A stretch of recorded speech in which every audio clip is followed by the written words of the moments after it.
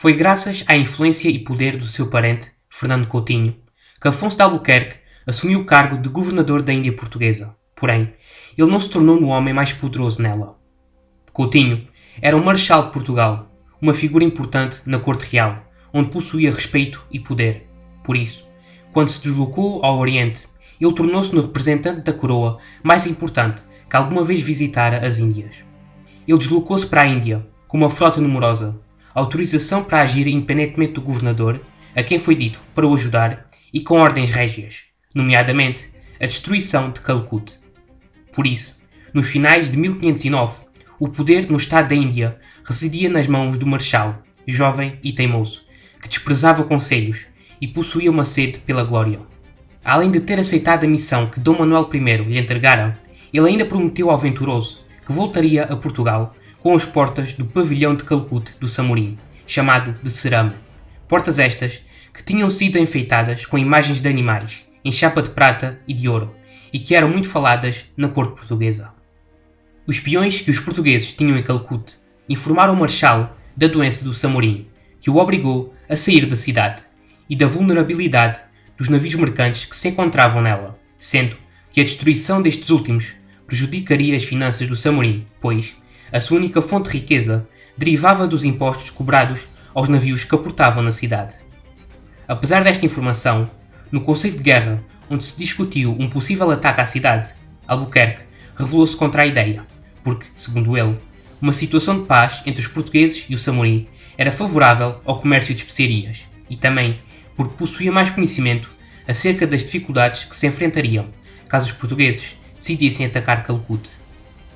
Esta última não tinha porto. Era difícil desembarcar na praia que se situava em frente dela. Existiam correntes na costa e, às vezes, o mar era turbulento. Mesmo assim, o marechal lembrou Albuquerque do desejo real da destruição da cidade e os vários capitães da importância da honra. Depois disto, o Conselho de Guerra votou e o governador acabou derrotado. A concentração de navios portugueses em Coxim não passou despercebida ao Samorim, e este tentou negociar um tratado de paz com os europeus, porém, já era tarde demais. A 31 de dezembro de 1509, uma frota, composta por 26 navios portugueses, 20 barcos de Coxim, para auxiliarem na navegação ao pé de Calcuta, e 1.600 homens, zarpou e chegou à cidade do Samorim na noite de 2 de janeiro. A cidade era extensa e não possuía defesas visíveis. Ela era um labirinto de ruas apertadas, dentro de paredes altas, e estendia-se até ao sopé dos Gatos, onde o palácio do governante se situava. Antes da chegada dos portugueses, o Samorim nomeou um governador que preparou a defesa da cidade, reunindo os naires, arqueiros e a artilharia que tinha à sua disposição. O pavilhão do Samorim, que estava na mente do marechal, foi fortificado com barricadas e canhões, e também possuía vários homens situados nas casas atrás dele, prontos a defendê-lo. Os capitães portugueses reuniram-se num conselho e planearam o ataque. O plano consistia no desembarque de 2 grupos, um composto pelos soldados do governador, que desembarcariam a sul do pavilhão, e outro composto pelos soldados do marechal, que desembarcariam a norte, e ambos atacariam seguindo um movimento convergente. Este ataque dirigir-se-ia primeiramente ao cerame do Samorim, e depois os portugueses tomariam os portões da cidade e atacá-la-iam. Durante a noite, os portugueses prepararam-se para a batalha que se adivinhava, sendo que existia um sentimento de cobiça generalizado, graças à reputação que a cidade tinha pela sua riqueza. 2 horas antes do amanhecer, Coutinho deu início ao ataque e os soldados embarcaram nos barcos que os levaram à costa. Os homens de Albuquerque, cerca de 600, desembarcaram perto do cerame.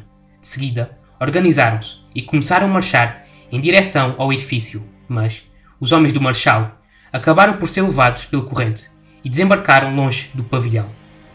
Apesar de o dever ter feito, o governador não esperou pelo seu parente, graças à indisciplina dos seus homens, provocada pela cobiça. De modo a prevenir um desastre, Albuquerque ordenou o ataque e os seus homens entraram em batalha contra os nairas. A artilharia de Calcuta não surtiu efeito, devido à inexperiência dos seus artilheiros, e os atacantes mataram vários nairas, sendo que os restantes fugiram. Depois deste avanço, as portas do cerame foram arrancadas, sendo levadas para um navio, e o governador, de modo a evitar que os seus homens se lançassem à cidade antes da chegada de Coutinho, colocou um guarda na entrada para as ruas de Calicut. Quando o marechal se deparou com a situação, ficou furioso. Ele acreditou que o governador lhe tinha roubado a glória e criticou-o. Este tentou apaziguá-lo, porém, a tentativa não serviu de nada. Coutinho ordenou que as portas capturadas fossem atiradas ao mar, entregou o seu capacete, escudo e lança ao seu escudeiro e ordenou que lhe fosse entregue uma vara e um chapéu vermelho. De seguida, ordenou a Gaspar de Almeida, o intérprete, que o levasse ao Palácio do Samorim, de onde traria mais portas, que seriam mais exuberantes do que as do cerame, e ao mesmo tempo, ele utilizaria um chapéu e teria uma vara na mão. De seguida, o marechal entrou pela cidade com os seus soldados, sendo seguido por Albuquerque e o séquito deste. Antes disso, o governador deixou um guarda nos barcos, certificou-se que estes estariam prontos para embarcar os feridos e queimou os navios mercantes que tinham sido deixados na praia, preparando-se para o pior. O marechal e os seus cerca de 400 soldados rumaram em direção ao palácio, a cerca de 5 km da cidade, avançando em fila indiana por ruas estreitas com paredes altas.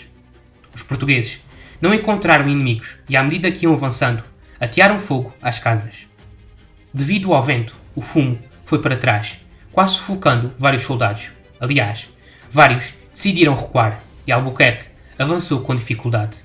O marechal e os seus homens acabaram por chegar a uma praça, onde travaram uma batalha feroz com um grupo numeroso de naires. A praça acabou na posse dos portugueses e o regente de Calicut acabou morto. Porém, vários homens do marechal acabaram feridos e alguns voltaram para os navios. Coutinho acabou por chegar ao palácio e depois de outra batalha, os portugueses entraram nele, deparando-se com uma riqueza extraordinária. Arcas cheias de tecidos decorados a seda e fio de ouro, veludo e brocado da Arábia e relicários de madeira, ornados com prata e ouro, são exemplos daquilo que existia no Palácio do Samorim, e o saque começou. Esta oportunidade de enriquecer convidou ao desleixo, e os saqueadores deixaram as suas lanças no lado de fora do palácio, para agarrarem o saque mais facilmente. 100 soldados foram deixados a guardar o palácio, mas, devido à inveja, quando as pilhas de saque foram deixadas fora dele, o líder desta guarda, juntamente com 20 homens, apoderaram-se do que puderam e voltaram para os navios. Entretanto, 400 naires avançaram sobre o palácio, seguindo as ordens do Samorim, que exigia vingança pela morte do regente, e começaram a combater contra os guardas. Dentro do palácio, os portugueses continuavam a descobrir riquezas, inclusive uma sala trancada, que poderia ser a sala do tesouro do Samorim, algo que os enlouqueceu. Albuquerque e o seu destacamento acabaram por contestar o avanço dos naires, e o primeiro ordenou ao seu secretário, Gaspar Pereira, que informasse o marechal da situação. Pereira tentou convencer Coutinho a sair do palácio, mas este recusou-se. Albuquerque decidiu ir ter com o marechal para o convencer a abandonar as pilhagens, algo que conseguiu, mas Coutinho decidiu ser o último a sair do palácio e que o incendiaria. Os portugueses saíram então do palácio, voltando às ruas estreitas da cidade. Os naires decidiram subir as paredes e atacar os portugueses a partir daí. Os confrontos continuaram à medida que os europeus avançavam pelas ruas e, quando a rua em que seguiam se alargou, a situação lusa piorou. Os portugueses viram-se confrontados com um destacamento de naires que conseguiu rodear o grupo onde seguia o marechal. Foi neste contexto que Coutinho e vários fidalgos que o protegiam acabaram mortos pelos naires em Calicut. Já Albuquerque também avançou com dificuldades. Ele pretendia esperar por Coutinho e, quando recebeu as notícias da sua queda, tentou voltar à cidade, mas poucos soldados se ofereceram para o ajudar.